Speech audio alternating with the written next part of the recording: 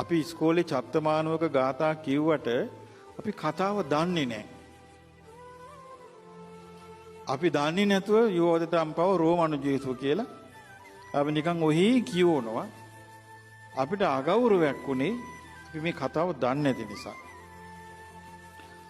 චත්ත කියලා තරුණයෙක් හිටියා. මේ තරුණයා කහවණු 1000ක ගුරු පඬුරු අරගෙන තක්ෂශිලාවට යනවා බරණැස ඉඳලා. බුදුරජාණන් වහන්සේ එදා දිවසින් බලද්දී දැක්කා මේ කෙනා මේ තරුණ දරුවා අද මරණයටපත් වෙනවා. බුදුරජාණන් වහන්සේ බැලුවා මෙයාගේ මනස කොහොමද? පහදිනවා. පහදින සුළුයි. ඒ කියන්නේ සත්පුරුෂයෙක්. ඒ කියන්නේ හොරෙකුට අහුවෙලා මැරුම් කනවා. හැබැයි මෙයා සත්පුරුෂයෙක්. මෙයාගේ හිත පහදින්න පුළුවන්. එතකොට මොකද කළේ බුදුරජාණන් වහන්සේ මේ තරුණ පුත්‍රයා එන පාරේ අයිනේ වාඩි වෙලා හිටියා. එතකොට මේ අසවල් කෙනා මේ ශ්‍රමණ ගෞතමයන් වහන්සේ කියලා මේ කුමාරයා අඳුනගත්තා. ඊට පස්සේ එන්න කියලා කතා කළා. කතා කරලා ඇහුවා මේ දරුවා ඔබ භාග්‍යතුන් වහන්සේව සරණ ගියාද කියලා ඇහුවා. අනේ නෑ ස්වාමීනි කිව්වා. එහෙනම් සරණ යන්න කියලා මේ සරණේ පිටේවුවා. ඊට පස්සේ ඇහුවා ඔබ මේ ධර්මයේ සරණ ගියාද කියලා ඇහුවා. අනේ ස්වාමීනි සරණ ගියේ නෑ කිව්වා. එහෙනම් සරණ යන්න. ශ්‍රාවක සංඝයා සරණ ගියාද කියලා ඇහුවා. අනේ නෑ කිව්වා. ශ්‍රාවක සංඝයා ගැන තෝරලා සරණ යන්න කිව්වා.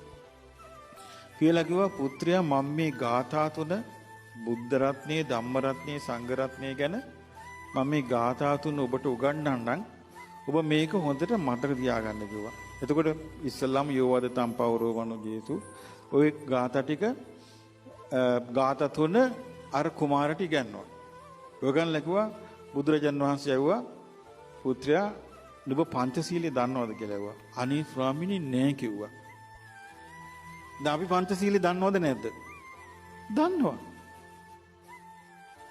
පොඩි කාලේ ඉඳලා අපි දන්නවා. රකින්න නැති එක විතරයි තියෙන්නේ අපිට තියෙන ප්‍රශ්නේ.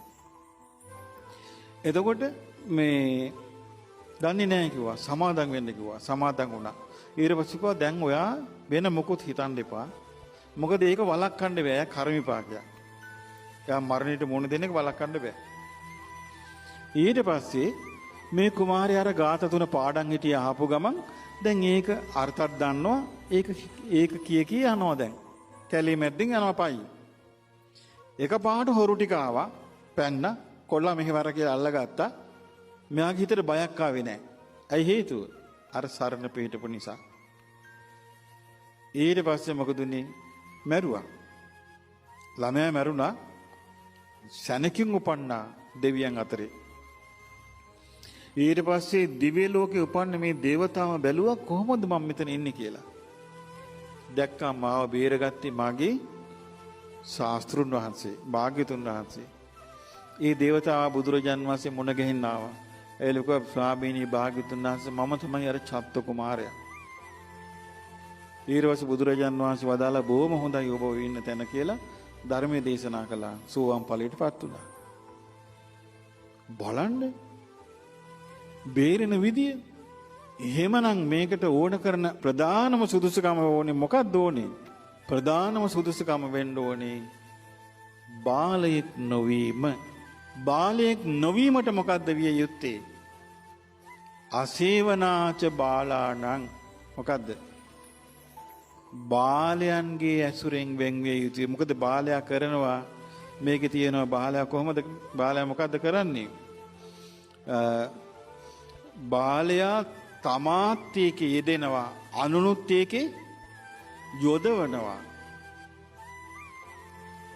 සත්පුරුෂයා තමාත් යහපතේ යෙදෙනවා අනුන්වත් යහපතේ යෙදෙනවා.